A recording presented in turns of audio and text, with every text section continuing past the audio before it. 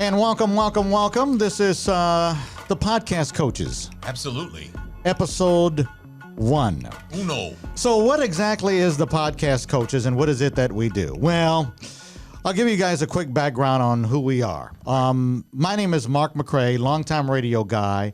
Been on the air in several different markets and have also run radio stations across the country. So I have a big broadcasting background. Also have done a lot of television, commentating, a lot of voiceover work, and obviously podcasting. And I own a podcast studio in Dallas, Texas called Podcast Suites. So we deal with podcasters, professional, just starting out, corporate podcasting. We do all that. And then there's...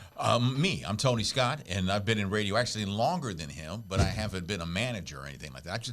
I've always been like on the air. I've never like been a program director or anything like that, but I've paid a lot of attention to radio because it's been my career for many years. Many moons. Many moons, as they say. Yep. But fell in love with podcasting about, I don't know, like maybe 6 or 7 years ago, but then I kind of fell out of love with it, and then I fell back in love with it and have really like gone at it pretty gangbusters. And I think what helped me a lot to get really immersed in it even more was meeting with Mark about, the podcasting business and then being part of Podcast Suites, where I'm here like a lot, and we really enjoy working with clients and seeing people learn about the business of podcasting. And there's many levels to it. Yeah, there is.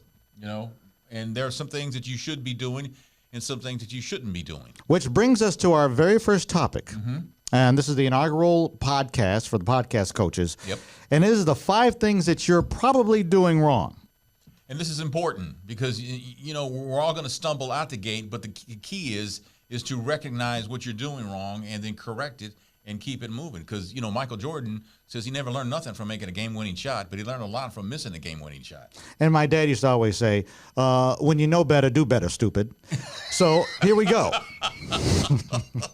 See if we can help you out today. All right, here's the 5 things you're doing wrong. Okay. First thing, not being consistent.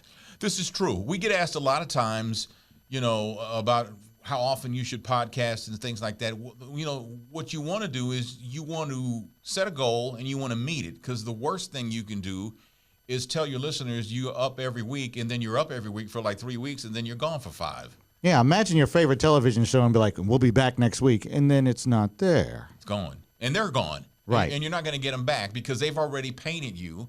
You've already been judged and convicted as someone who ain't taking it serious. We had one podcaster who was podcasting with us weekly, and then he went on a hiatus for the Christmas holiday. And when he came back, he says he lost like 30% of his audience. Yeah. So consistency is key. So that means I can never take off? Well, you know what? No, because what you can do is put some shows, as they say, put them in the can. You do some shows in advance, unless you've got something that's of a timely manner. But if you're doing stuff about a certain topic and you can bank some episodes, that can help you in case something happens, because life happens. And some days you can't do a podcast, or some weeks, because life happens. But if you've got some, banked, then you don't really have that problem. Right. Number 2, on the 5 things that you're probably doing wrong. You're probably married to some sort of time length. Like, don't do that. No. These podcasts go the way they go. They flow like water. So if you're like, every episode's got to be an hour, that means that the last 20 minutes are trash because you've ran out of things to talk about, but you're insistent on stretching it to an hour or a half hour or forever long. Yeah. So it's okay for one podcast to be 20 minutes, the next one to be 26 minutes, the one after that to be 19 minutes. Just let it go as far as the content goes. Yeah, podcast needs to be as long as it needs to be. A lot of times people will set lofty goals. A lot of people think they're the next Joe Rogan. Joe Rogan does a 3-hour podcast, and he can pull it off because he's Joe Rogan and he's got a team. He's got, writers and producers and all this stuff to be able to fill 3 hours of content with content. And you don't have that. Right, and he's also interviewing like Kevin Hart and all these other celebrities, and you may not be there yet. You'll get there, though. Yep. Another thing that you're probably doing wrong, in the top 5 things you're probably doing wrong, is your topic is too broad. Right? Like, you need to narrow it down. If you're talking about something that's too big, it's like, well, we're going to do a podcast on cars. Okay, well, there's several different types of cars out there. You may want to be a specialist in certain things, right? So, figure out what it is that you really want to laser focus on, be married to that, and super serve that. You can't super serve everybody, so just be careful about that. Yes, because sometimes it's almost like you're hungry with your eyes, but not with your stomach. You remember when you get told that, something along those lines? And so you reach for something that isn't really sustainable. I guess my point being that if you're going to do something, drill down, because that's where you get your listeners, because you'd be surprised. Some people are into everything, but there's a lot of people that are into certain things, and that's what you want to hone in on. And that's usually where you'll get your audience from, is people that are really specific about that. Also, concurrently, don't be too narrow either. You also want. I'm only going to talk about cars with sunroofs. You don't want to do that. That's a short conversation. That's a really short conversation. Yeah. Of the top 5 things you're probably doing wrong, not marketing your podcast.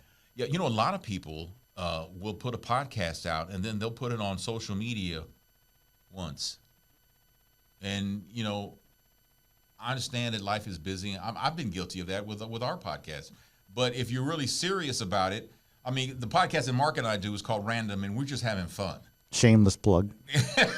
But we're just having fun. We're not, would we like to take it to the next level?